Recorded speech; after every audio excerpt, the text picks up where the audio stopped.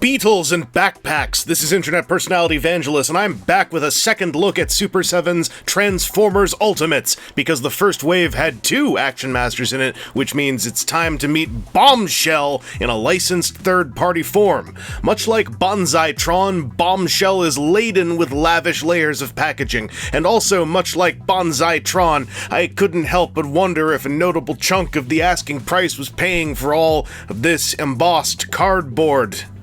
As this is the Nucleon-empowered version of Bombshell, his sculpt is an awkwardly solid rendition of his somewhat simplified Action Master self, albeit a touch skinny in the hips and legs for some reason. I looked at some comparison photos and I don't know why they're so thin.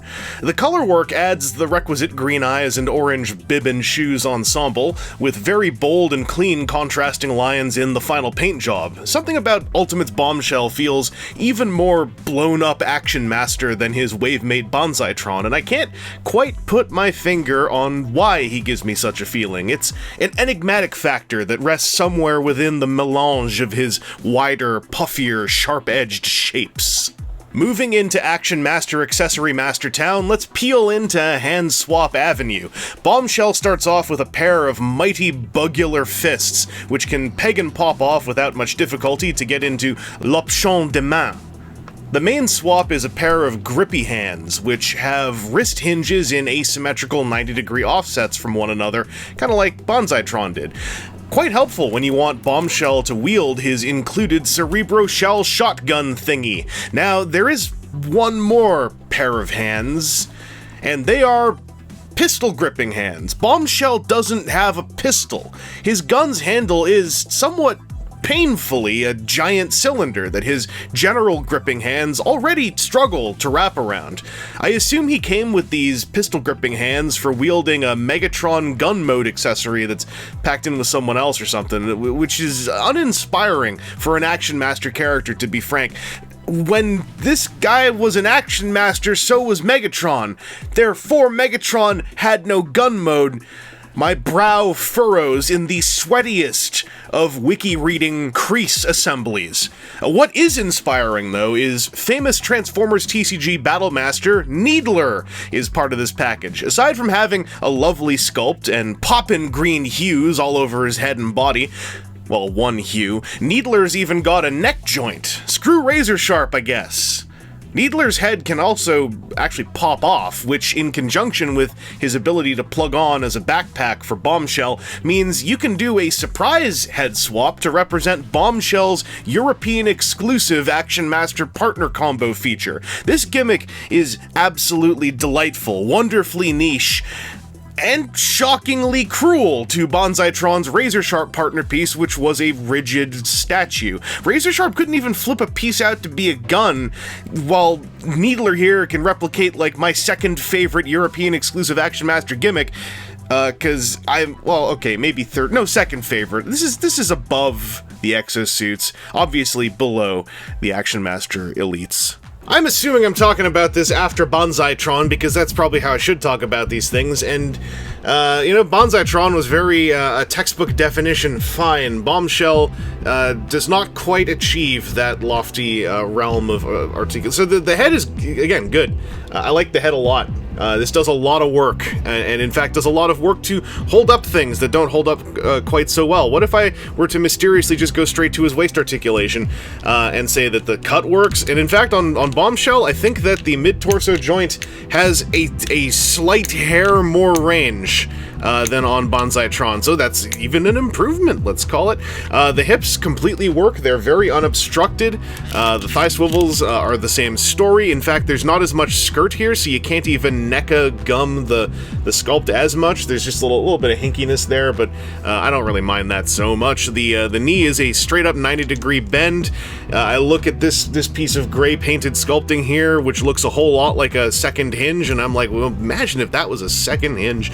Down here on the foot, there is a big hinge in the ankle, and if you just straight up bend the foot plastic, you can see it at work, but this is literally now a bent piece of plastic, so that's sort of unfortunate.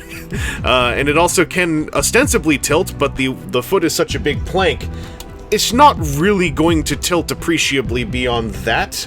It is also a big long plank, so it doesn't really need to tilt that much. It's mostly a case of you're showing me a thing, but then it doesn't really work, and it makes me bummed out more. The wrists are still great. I still love the natural curl you can get on the inbuilt hinge on these hand options, and hey, that elbow, nearly 90 degrees of unobstructed bend. That bicep.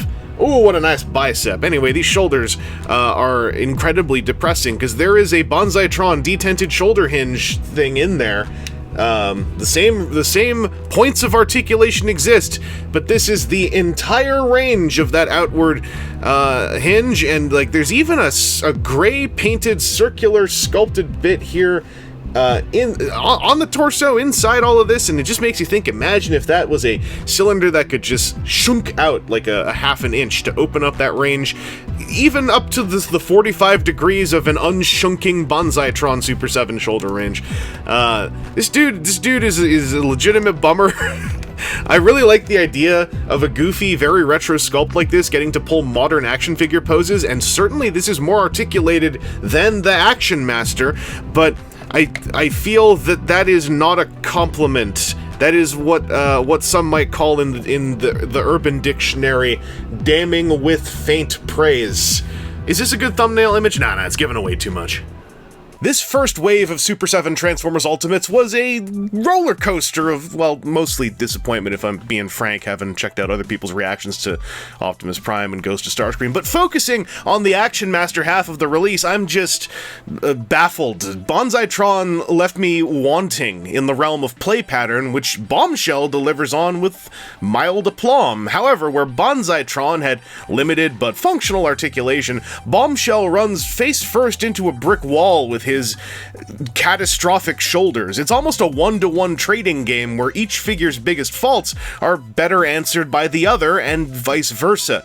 Overall, I'd say Bombshell ends up the bigger loser of the two, and looking down the pipeline of Transformers Ultimates, it's kind of a shame he's also likely to be the sole Decepticon representative of European exclusive Action Masters, buddying up with Wave 2's Trax and Basher, if the Basher piece actually even does what Needler does. Who knows? Apparently no one can tell. Oh well. Anyway, this has been Internet Personality Vangelus, and I am craving a giant shovelful of crow to get crammed in mine and all of our collective mouths by future waves of Super 7 Ultimates. I would like these to be better. The deep cuts and sculpts are so fun. David White is working on sculpts for the Power Rangers line, and he's cool, and I want stuff he works on to be cool as well. A perfected line, it could culminate in a full wave of Action Master Elites. The roadmap writes itself. Thanks to all my supporters on Patreon and YouTube membership and etc. for, obviously having my back with this very mature and measured take on what should be the future of Super 7 Ultimates.